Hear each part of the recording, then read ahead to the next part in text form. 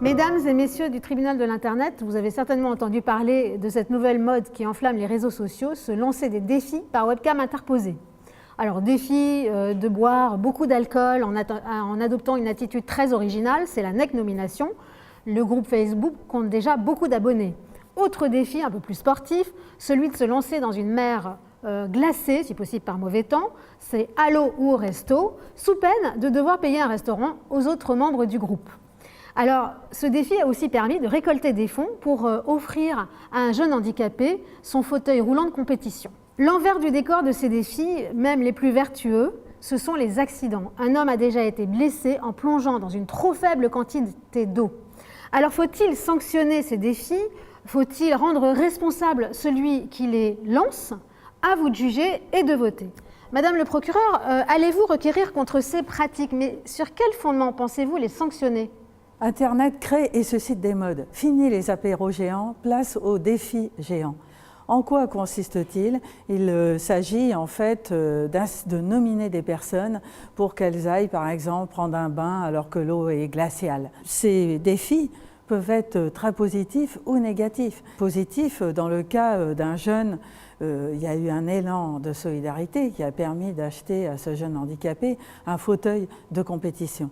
Par contre, pour le pire, il y a eu le cas de ce jeune qui a plongé alors qu'il n'y avait pas assez d'eau et qui s'est gravement blessé. Alors que faire face à ces nouveaux défis? Tout d'abord, de la prévention, de la sensibilisation, bien évidemment, mais en tant que représentant des intérêts de la société, il faut aller au-delà et prononcer des sanctions pénales. D'une part, sur le terrain de la non-assistance à personne en danger, puni d'1 an d'emprisonnement, 15 000 € d'amende, et également d'incitation des mineurs à faire des jeux dangereux, puni de 3 ans d'emprisonnement et de 75 000 € d'amende. Maître, allez-vous défendre la liberté individuelle des participants à ces jeux, sous réserve quand même d'observer une certaine prudence?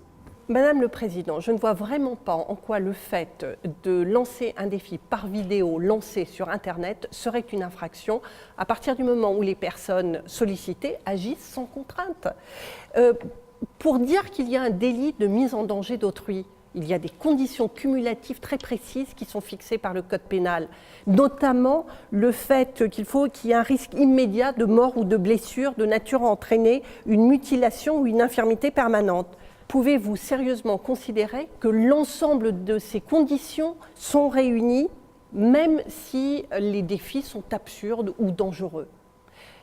Nous sommes vraiment dans une situation où interdire d'office le lancement de ces défis engendrerait des dérives portant atteinte au principe de liberté constitutionnellement garantie.